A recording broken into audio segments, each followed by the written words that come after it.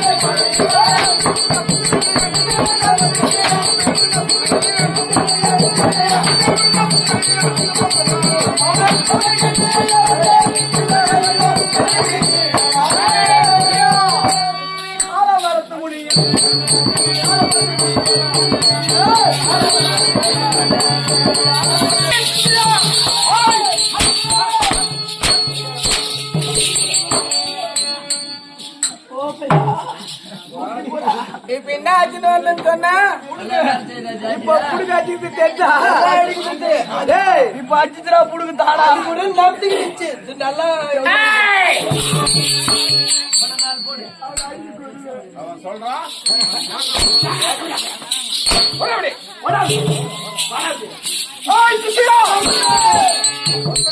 நபரை யார் என்பது யாருன்னு சொன்னா தெரியுமா தெரியாதா? தெரியாதா?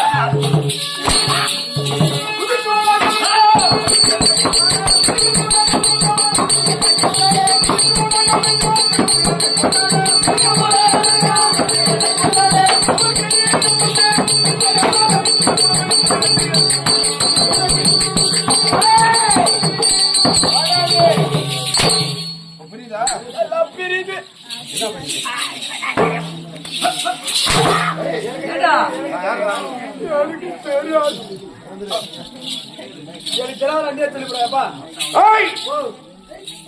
முனிக்கும் முனிவருக்கும் வித்தியாசம் இருக்கிறது. ஆமா, கரிமுனி செம்முனி.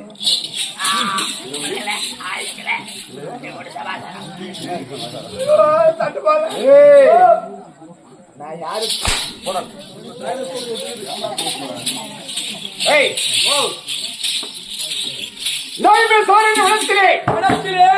முனிவர் கூட்டத்திற்கெல்லாம் தலைவனாக திகழ்ந்து வரக்கூடிய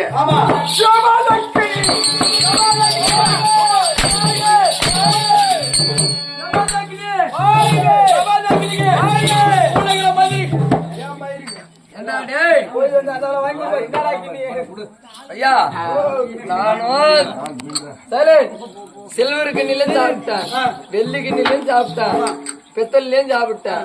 ஐயா, அது என்ன ஜமத கிண்ணியம்? அந்த கிண்ணி தான் செத்த வாங்க போடா. அப்படி இல்லடா, அவர் வந்து எந்த கிண்ணில எந்த கடையில போய் வாங்கி வந்து சாப்பிடுறாரோ அந்த கிண்ணி மட்டும் எங்க என்ன கிண்ணின்னு கேட்டு எந்த கடையில் போய் கேட்டா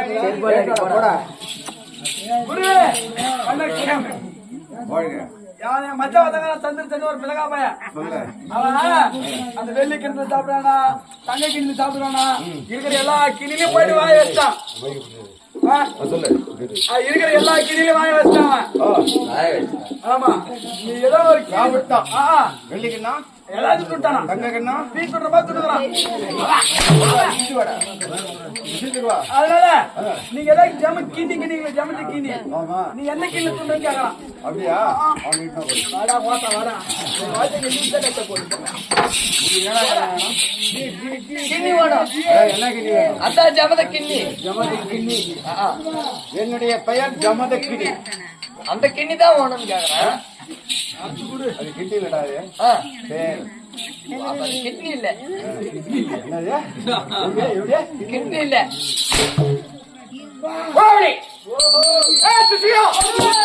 அப்படி பன்னெண்டு மனத்திலே முனிவர் கூட்டத்திற்கெல்லாம் தலைவராக ஏற்று எடுத்துக் கொண்டு வருகிறேன். 4 வேதம், 6 சாஸ்திரம், 64 கலைக்காலம், 96 தத்துவம், 108 இதிகாசங்கள், 18 புராணம், மனைவியானம், கூட்டியானம்,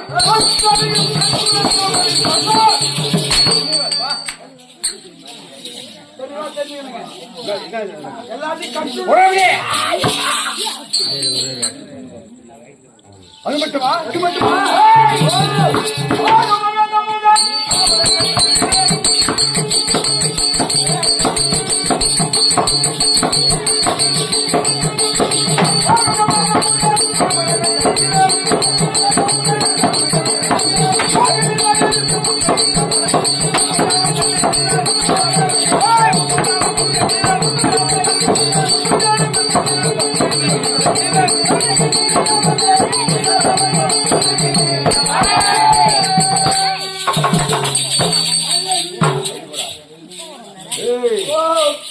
நேரம் வந்தது வேற ஆளு.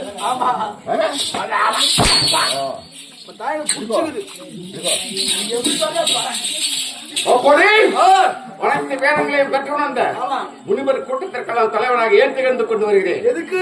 அத்தனையும் கற்றுணர்ந்தவன், ஞானத்திலே சிறந்தவன், கோபத்திலே கொடியவன், வரம் கொடுப்பதை சிறந்தவன். அப்படி இருக்க என்னுடைய பேச்சை மீறாமல் இந்த நேமேஸ்வரன் இடத்தில் இருக்கக்கூடிய முனிவர்கள் அத்தனை பேர்களும் அப்படி வாழ்ந்து கொண்டு வருகிறேன். அப்படி வாழ்ந்து கொண்டிருக்கும் நேரத்தில் ஒரு நாள் அக்னி, பூதம், கொண்டை மாலை, குட்டி சாத்தான் அத்தனையும் காவல் நிறுத்தி அகோரமாக சிவனையை வழிபட்டுக் கொண்டிருந்தேன். ஆமா, ஓம் சிவாய நமக, ஓம் சிவாய நமக என்று கூவி கண்ணை மூடிக்கொண்டு பரமனையை தியானம் செய்து கொண்டிருந்தேன். ஆனால் வந்தது ஒரு சோதனை. கண் விழித்தேன், பார்த்தேன், கோபம் விளைந்தது, யார் என்பதை பார்த்தேன்,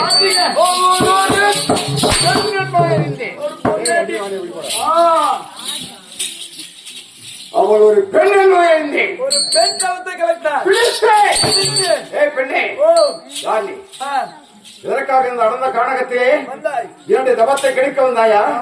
ஆறு நீ கேட்ட சுவாமி, எனக்கு சாபம் அளிக்காதீர்கள், நானும் ஒரு சிவபக்தை. ஆனால் உங்களுடைய பெருமையை, உங்களுடைய தபத்தினுடைய வலிமையை நான் கேட்டிருந்தேன். அதனால் அப்பேற்பட்ட முனிவரையே நான் கணவனாக அடைய வேண்டும் என்று கானகம் முழுதும் சுற்றி வந்தேன். உங்களுடைய குரலை கேட்டேன்.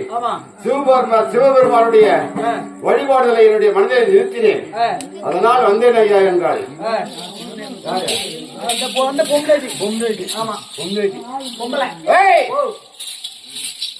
சோதனை செய்தேன். பெண்ணே, என்னவென்று? நான் எப்பேற்பட்ட மணப்பெண் தெரியுமா? சிறந்தவளாக இருக்க வேண்டும், மரவிலே தோன்றியவளாக இருக்க வேண்டும், தன்னுடைய கணவனை கண்கண்ட ஐயவந்து போட்டிய பெண்ணாக இருக்க வேண்டும். அப்பேற்பட்ட பெண்ணை நான் மணப்பேன். அப்பேற்பட்ட பெண்ணையே மணப்பீர்கள்? ஆமா ஆமா. அப்படி என்றால் சிறந்தவளா நீ? என்னை மணக்க வந்தவள் யாரு? யாரு என்று சொல்கிறேன். ஆமா, செஞ்சினாள், கலரினாள், கூத்தாடினாள். சுவாமி, உங்களையே மணப்பதற்காக நான் வந்துவிட்டேன். வேண்டுமென்றால் நானும் கற்படையவள் தான். என்னுடைய கற்பை சோதனை செய்து பாருங்கள். கெஞ்சினாள், மனம் இறங்கினேன். ஏய் பெண்ணே, வெறும் கையோடு கானகம் செல்ல வேண்டும். ஆமா, வெறும் கையோடு நின்று பேசுற.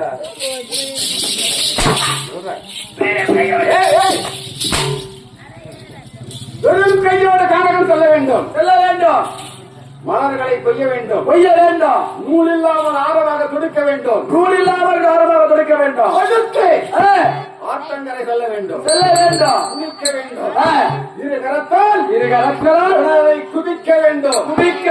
அதிலே ஒரு புது குடத்தை எடுக்க வேண்டும். குதித்து பாண்டவராக்க வேண்டும்.